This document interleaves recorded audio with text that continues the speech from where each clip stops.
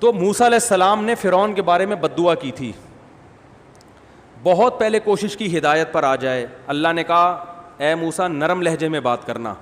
تو پہلی دعوت تو یہی ہے نرمی سے, قولا لہ قولا لینا, نرم بات کرنا. حالانکہ ہزاروں بچوں کا قاتل ہے, لیکن اللہ چاہتے ہیں کہ توبہ کی توفیق مل جائے. اے موسیٰ نرم لہجے میں بات کرنا, شاید سدھر جائے. موسیٰ کلیم اللہ نرم لہجے میں بات کر رہے ہیں, ہر طرح سے فرعون کو سمجھا رہے ہیں میں تیرا خیر خواہ ہوں. فرعون نہیں مان رہا, کہہ رہے معجزے دکھاؤ. معجزے دکھا دیے. فرعون نے کہا جادو ہے, جادوگروں سے مقابلہ کرواؤں گا. مقابلہ کروا دیا. جادوگروں نے خود گواہی دے دی بھائی یہ معجزہ ہے, جادو نہیں ہے. جادوگروں کے ہاتھ پاؤں کاٹ کے لٹکا دیے. پھر بھی اللہ نے مہلت دی, توبہ کر لے اب. پھر اللہ نے مینڈکوں کا عذاب بھیجا, ٹڈیوں کا عذاب بھیجا, جوؤں کا عذاب, ہر طرح کے عذاب بھیجے.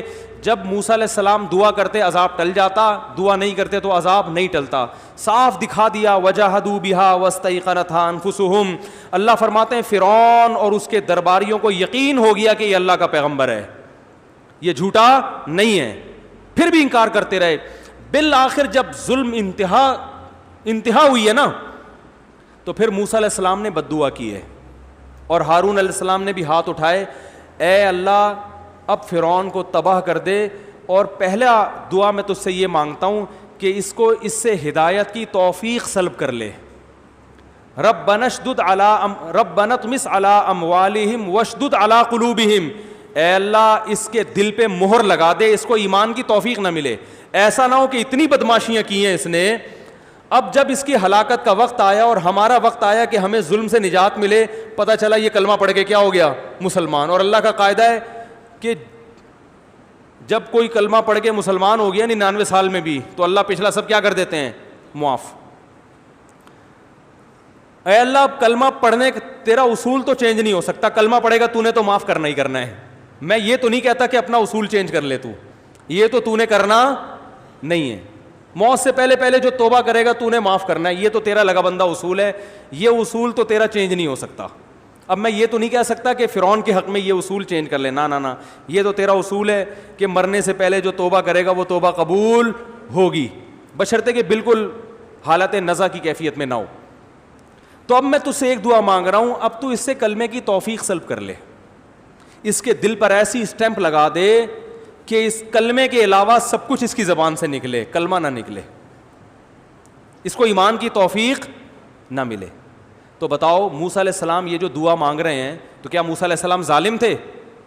ہیں بھائی, کیا موسیٰ علیہ السلام چاہتے تھے کہ فرعون زبردستی جہنم میں جائے؟ وہ کسی کو جلتا ہوا دیکھ کے خوش ہونا چاہتے تھے؟ اگر آپ موسیٰ علیہ السلام کے بارے میں ایسے بدگمان ہو تو پھر یہ ایمان خطرے میں ہے نا. پیغمبر ہر لحاظ سے کامل ہوتا ہے, پیغمبر میں کوئی فالٹ بولو نہیں ہوتا. یہی موسیٰ علیہ السلام ہے جو اتنے مظالم سہنے کے باوجود فرعون کی ہدایت کی کوشش میں لگے رہے کہ اب آ جائے, اب آ جائے, اب آ جائے. وہ ہزاروں بچوں کے قتل کو بھی بھولنے کے لیے تیار تھے, ہزاروں لاکھوں عورتوں کی عزتیں لوٹی گئیں اس کے لیے بھی تیار تھے, معاف کر دیں گے, لیکن فرعون تیار نہیں تھا. اب جب آخری وقت ہے, ظلم حد سے بڑھ گیا ہے, تو موسیٰ علیہ السلام دعا مانگ رہے ہیں اللہ اس کے دل پہ مہر لگا دے, جب تک یہ دردناک عذاب نہ دیکھے اس وقت تک اس کو ایمان کی توفیق نہ ملے. کیونکہ جب عذاب دیکھے گا تو ایمان لانے سے فائدہ نہیں ہوگا, یہ اللہ کا اٹل فیصلہ ہے. عذاب دیکھنے کے بعد ایمان قبول نہیں ہے. اللہ نے کیا فرمایا, اجیبت دعوتکما, اے موسیٰ اور ہارون تم دونوں کی دعا میں نے قبول کر لی ہے. اب فرعون پر کوئی نصیحت اثر نہیں کرے گی, اب میں اس کو ایمان لانے ہی نہیں دوں گا. تو یہ بھی ایک آپشن ہے بھائی, یہ بھی ایک انداز ہے, سمجھ رہے ہو نا. تو اسلام میں بیلنس ہے. بعض لوگ اس طرف ہو جاتے ہیں, بعض اتنے سخت دل ہو جاتے ہیں کہ وہ کہتے ہیں پہلی دفعہ میں ہی ڈنڈا لے کے چڑھ جاؤ. وہ مولانا طارق جمیل صاحب اگر کسی حاکم سے ملنے جا رہے ہیں تو اس پر بھی اعتراض کہ علماء تو حکومت کے پاس نہیں جاتے تھے, وہ موسیٰ علیہ السلام تو فرعون جیسے ظالم کے پاس گئے ہیں, تو مولانا طارق جمیل صاحب وزیر اعظم کے پاس نہیں جا سکتے. تو ایک طرف غلو ہو جاتا ہے, اور بعض دفعہ دوسری طرف غلو ہو جاتا ہے. اتنے میٹھے بن جاتے ہیں کہ ایک آدمی ظلم کر رہا ہے تو بددعا کرنے کو بھی حرام کہتے ہیں کہ نا نا نا نا نا, اور کوشش کرتے ہیں لیلۃ القدر میں مروا کے اس کو کہاں بھیجیں, جنت میں بھیجیں. لیلۃ القدر میں مرا جنت میں جائے گا, لیلۃ القدر میں مرا جنت میں جائے گا. او بھائی یہ جنت میں چلا گیا تو ان ہزاروں لوگ جو ہے نا ان پہ ترس کھاؤ.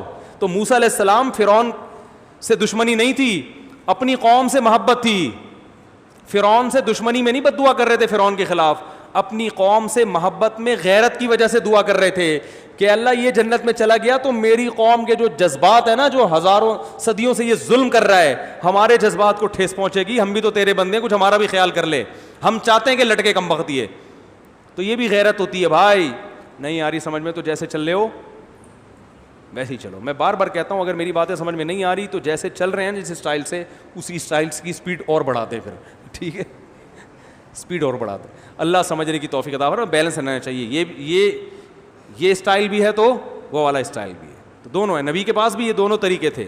آپ نے بد دعائیں بھی کی ہیں. فتح مکہ کے دن آپ نے اعلان کیا سب کو معاف کر دو. ابن خطل ایک بڑا ظالم تھا, وہ بیت اللہ کا غلاف پکڑ کے پناہ مانگ رہا تھا. آپ نے فرمایا ابن خطل کو جہاں پاؤ قتل کر دو. لوگوں نے کہا وہ تو بیت اللہ کے غلاف پڑا, فرمایا وہیں اڑا دو اس کی گردن. یہ بھی ہے. نہیں آ رہی سمجھ میں. نبی صلی اللہ علیہ وسلم نے کافر کو پکڑا, دشمن تھا, جنگ میں آیا ہوا تھا, جنگ میں گرفتار ہوا, حکم دیا اس کو قتل کر دو. اس نے کہا میری 6 بیٹیاں مجھ پہ ترس کھائیں, میری 6 بیٹیاں, ان کا کوئی پرسان حال نہیں ہے. آپ نے ترس کھایا, چھوڑ دیا. یہ نبی کا جمال ہے. غیر مسلموں جو اس وقت کے غیر مسلم تھے نا بڑے سخت تھے, نہیں بس مارنا, بیٹیاں تیری ہیں ہماری تھوڑی ہیں, کوئی بات نہیں کسی کی بھی ہیں تو انسان نا. اور باپ چاہے کافر ہو بیٹیوں کے لیے تو بہرحال خیر خواہ ہوتا ہے نا. تو اتنا بڑا مجرم تھا وہ, اس کے قتل کا فیصلہ ہو چکا, لیکن اللہ نے کہ نبی نے 6 بیٹیوں کا جب اس نے واسطہ دیا تو آپ نے کیا کر دیا, معاف کر دیا. یہ صفت رحمت ہے نبی کی, رحمت للعالمین. دوبارہ کمبخت سازشیں کرتا ہوا پکڑا گیا ہے بھائی, اس کو یہ نبی کی رحمت ہضم نہیں ہوئی, دوبارہ پکڑا گیا.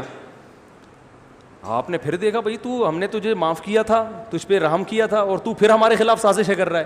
آپ نے حکم دیا گردن اڑا دو. اس نے پھر کہا میری 6 بیٹی ہیں, آپ نے فرمایا اڑا دو. یہ نبی کی کیا ہے سیاست. نہیں آ رہی بات. پھر آپ نے فرمایا لا یلدغ المؤمن من جوہر مرتین, مومن کو ایک سوراخ سے 2 دفعہ ڈسا نہیں جا سکتا. اگر ہم نے پھر چھوڑ دیا یہ کہیں گے یہ مومن تو بڑے بیوقوف ہوتے ہیں, ان 2 آنسو بہاؤ ترس کھا جاتے ہیں. یہ بھائی تجھے خود اپنی بیٹیوں کا خیال نہیں ہے. تو اب بھی سوال پیدا ہوتا ہے بیٹیاں تو یتیم ہو گئی نا, تو بھائی پہلے اپنے لوگوں کو تو یتیم ہونے سے بچاؤ. اگر اس کو چھوڑ دیا تو ہمارے بندے مارتا رہے گا, تو یہ ان کی بیٹیاں کسی کی بیٹیاں نہیں ہیں کیا؟ ہم تیری بیٹیوں کا خیال کریں, اپنی بیٹیوں کا خیال کریں.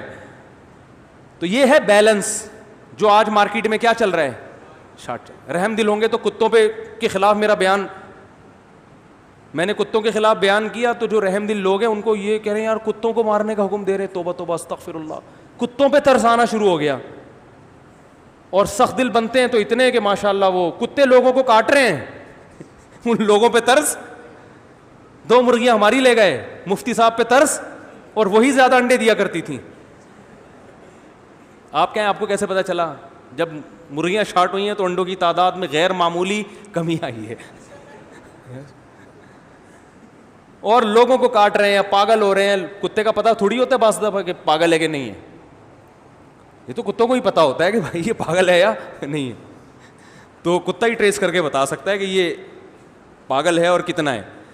تو عجیب حساب ہے یار, کتوں کو قتل کرنے کا ہم نے حکم دیا کہ ایم سی والوں کو چاہیے ان کو ماریں, تو اس پہ ترس آ رہا ہے کہ کتوں کو تو اسلام نے حکم دیا کہ پانی پلاؤ ان کو. ایک طرف اتنے رحم دل اور سخت دلی اتنی ہے کہ وہ کتے لوگوں کو کاٹ رہے ہیں, بائکوں والے ٹکرا کے گر رہے ہیں, ان کی ہڈیاں ٹوٹ رہی ہیں, ان بائکوں والوں پہ ترس نہیں ہے. یہ ہے. تو اسلام معتدل چیز مذہب ہے, وہ اعتدال سکھاتا ہے. اللہ سمجھنے کی عمل کی توفیق عطا فرمائے. بہت زیادہ ہو گیا بس.